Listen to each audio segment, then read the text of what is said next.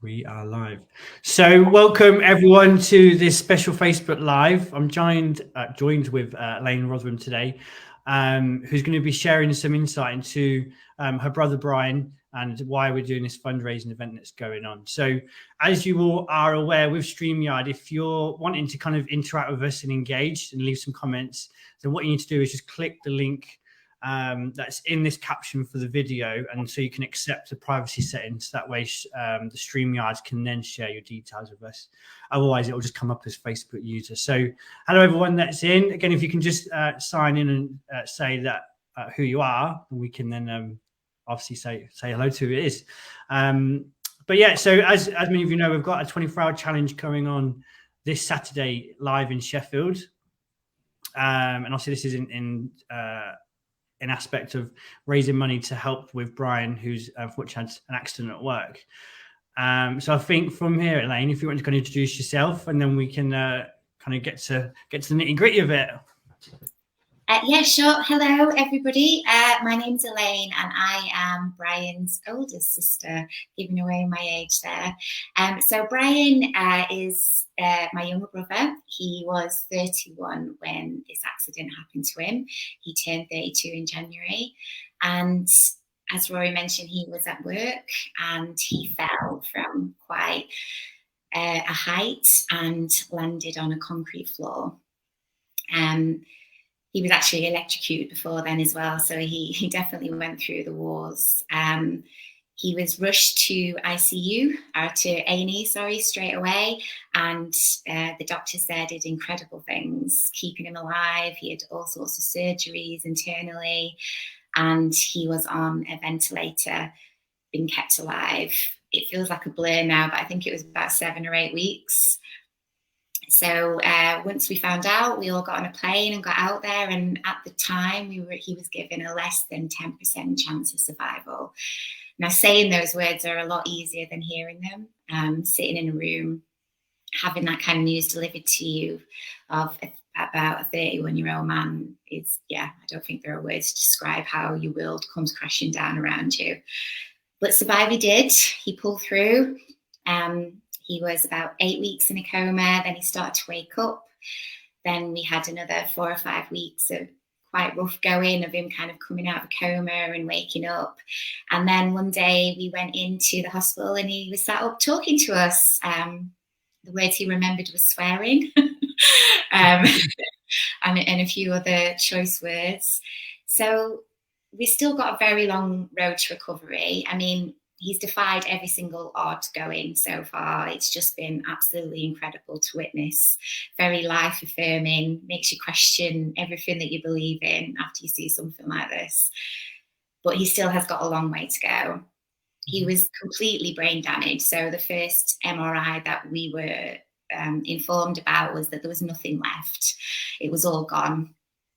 So what we see today, like I said, it's a miracle, for the want of a better word.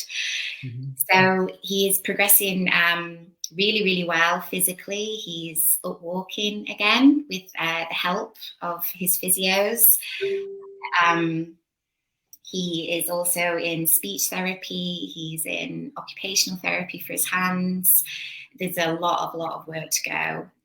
But the hospital will get him so far, and all the doctors and nurses and specialists that have been involved have been absolutely phenomenal. We couldn't have asked for anything better.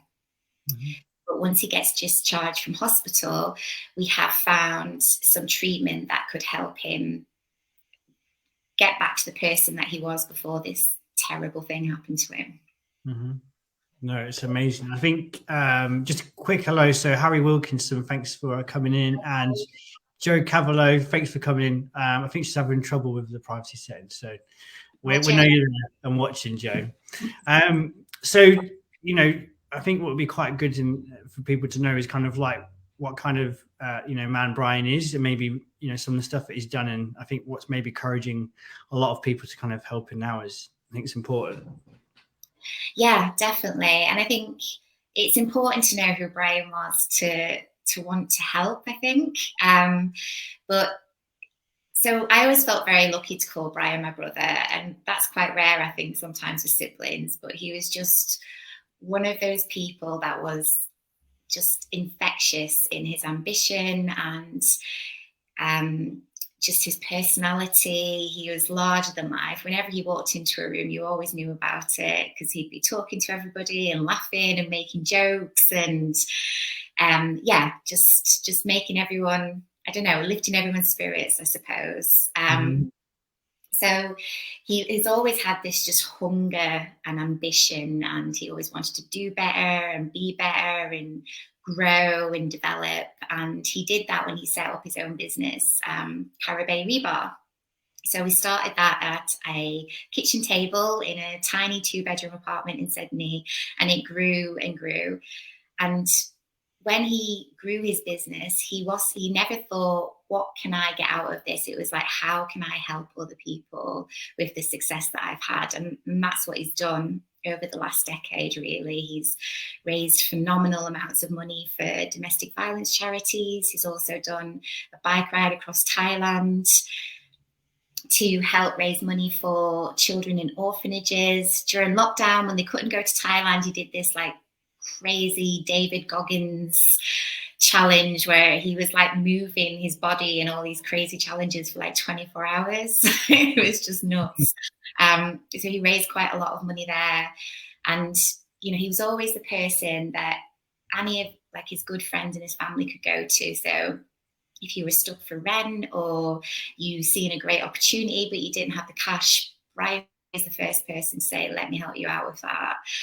So he's just really a loving, kind, generous person. And I don't think we actually realised the extent of that until he had the accident. And my phone did not stop for about 3-4 weeks solid. I was just getting messages from people across the world saying, when I split up with my girlfriend, he really helped me out. He was there for me. When my wife had breast cancer, he was there for us. When my dad was sick, he helped us out. And I really got insight into the reach of all the kindness that he did for so many people. No, it's amazing. I think it's obviously shown in terms of like what you've managed to raise so far in terms of build up for this. And maybe, I don't know, if you want to share a bit in terms of, you know, the scale of what it is that we're doing this weekend, and you know how people can get involved.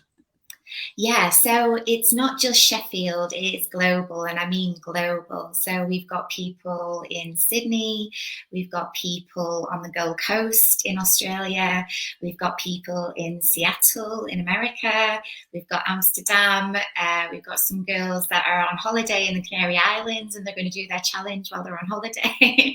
We've got England, all across the UK and all across Ireland as well. So yeah, it really is a global group of people coming together, and it's all to raise funds for stem cell treatment mainly. So we found this treatment. I also got referred to a specialist in Sydney that can help us out, and I've been doing quite a lot of research on stem cells, and I'm not an expert by any means. It's all self-educated, but they're fascinating things in terms of how they can regenerate and heal the body. So with this treatment, we've got a very, very good chance of getting Brian back to, you know, at least 98 to 99% health, which after where we've come to that point would just be phenomenal. And I think the reason why everybody is so passionate and getting involved and everyone's so engaged is that, you know, no one deserves a tragic accident to happen to them, but Brian definitely didn't deserve this. So, you know, if anyone should get back to full health, it should be him, really. I think the testament of what he's achieved so far is just part of that, right? Yeah, 100%. I mean, what you give out is what you get back, isn't it? Some way or some form, for sure. No, it's good. And what will, in terms of the stem cell surgery, is it more of a neurological development? Is it brain function development? What's in terms of, is it a mix of all of the above? It's mainly brain function, so it's cognitive. So I got a referral to a stem cell specialist in Sydney who specialises in treating patients that have got brain diseases of some variety, so like Parkinson's or some sort of I don't know how to pronounce this word I'm trying to say about, I don't want to get it wrong, but it's basically people that their cognitive ability is degenerating. So he has got a wealth of experience. He's the leading specialist in this field, and we had a really, really long conversation of a couple of hours when I first chatted to him, and he feels confident that the treatment would massively help Brian. Mm-hmm. No, wicked. I think it's just amazing, the advance of medical care now. It's amazing, isn't it? I think Joe's just left us a message. So he said it'll be great to be a part of this global crew getting together for a fabulous cause. So yeah, thank you very much, Joe. And I know you're coming to do the night shift on Saturday, so she's doing her bit, keeping me awake, which is good. But yeah, I think in terms of the event that we're doing, so it is a 2-day event, isn't it? Which you've originally planned. It's virtual events, so instead of everybody coming to one place at one time, everybody is just going to go off and do their own thing over the 2 days. And there's a massive variety of what people are able to do. So we've got someone doing an ultra marathon, which I think is like 60 miles or something crazy like that. We've got people doing just a normal marathon. We've got people cycling 60k and 40ks. And then we go all the way down to people that are just walking 5k. But it's all just an incredible effort, and everybody's going to the level of fitness that they can do, of all sorts of age groups and shapes and sizes, and it's really, really lovely to see. Mm-hmm. No, it is, and it's great to be a part of it as well. It is doing our part for it. So I think is there anything else you kind of want to share about Brian, or the process so far before we move on? No, I think the one point that I suppose my family are the closest to this, and so when we see the progression that Brian's made, it's been absolutely phenomenal, and we didn't think it was going to happen, and so that is something to be really positive and really happy about. But we still have a very long way to go. Mm-hmm. And I guess the reason again why we are doing this fundraising is for treatment that perhaps might be out of reach, because money makes the world go round, and it can be a barrier to some things. It's not covered by insurance in Australia. That's where Brian lives. I don't know if I've mentioned that. So we've got a quote for how much this would cost, and we just really want to be able to give this to him and give him the absolute best shot of living a full and happy life. And if anybody will go on and do something really positive with it, it will be Brian. So, I'm thinking, watch this space for the next Tony Robbins. We won't be able to shut him up then. We'll be ready to go. That'll be, I guess it's amazing. I think, that his power and determination, I think with the support of everyone now, it's going to be that driving force even more, isn't it? It is, yeah. So good. So kind of moving on then. So, we've sat down and we've planned a 24-hour challenge to kind of, as part of your 2-day event, to do our little bit and, push ourselves to help raise him, to raise funds and obviously awareness as well. So for those that don't know as of yet, so we're going to be opening our facility for 24 hours. And during that time, we've got a walk, run or cycle challenge of varying distances depending on how hardcore you are, which provided either on the equipment that we've got in the gym, so treadmills and bicycles. But we've also got some organised walks planned for in the Peak District on the Saturday, for anyone that is interested to join in. What else have we got? And then also we've got a 24-hour sports massage challenge, which is going to be provided from myself and the team at Made to Move. And that will be going from 7 a.m. Saturday until 7 a.m. Sunday, which is going to be fun, I guess. Hardcore as well. Hardcore, yeah, very hardcore. So anyone can get involved, and we've said, we wanted to do it in our facility, so we've got a HQ of where people can come in and check out, sign out and that kind of stuff, and just kind of be a part of a really fun day and doing our bit. but also you can do this virtually as well, which I think is something a few people have asked over the past couple of days. So similarly to how you're doing the whole weekend, people can contribute doing it virtually as well. And I think that's important to know. So it's inclusive for everyone who maybe can't get up to where we are. Does that make sense?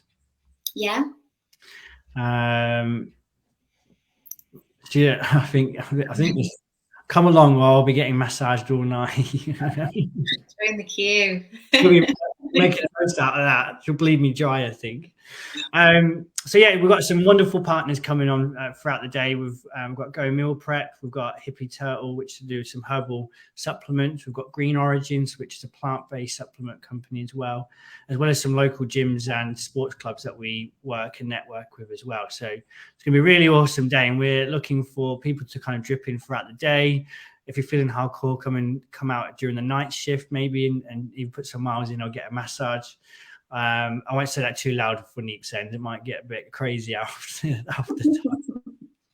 But that's pretty much the information we've got. I don't know if anyone here is listening has got any questions around what we're doing, maybe for Elaine and her family. Maybe if they've got any questions, do drop them in the section below. But what have you got planned over the weekend, Elaine, in terms of the 2 days? Well, I'm going hardcore too, so I'm coming down to the fabulous event on Saturday, the 22nd of April at your gym. So I'll be there for the majority of the day, and I plan on getting some serious miles in, and hopefully a few massages thrown in the mix too, and some yummy foods made. So yeah, I'll be there for the majority of the day on Saturday the 22nd, and while my husband is doing a 42k walk on the Saturday, and he's coming down to join us as well and do his warm down on the bike or something. And then on the Saturday, me and Matt, my husband, we are going back out hiking again. So we're doing a 20k on the Sunday. So I plan to probably need a massage on Monday as well. I might as well just stay here for the weekend, I think. Yeah. The wiser thing. But no, that's amazing. I think as the weekend progresses, it will definitely show the love and support that we've all got for Brian. Whether they're in touch with him directly or not, I think it will be testament to maybe the whole family. So I think, yeah, so if anyone is good point, Joe. If anyone is interested in joining us for our walk in the Peak District on the Saturday, please do let us know. And then what we can do is we can make sure, one, we've got enough people that are going to be leading the walk, but also the total distance that's going to be done. I know we've got at the minute ranging from 5, 10 and 21 kilometers.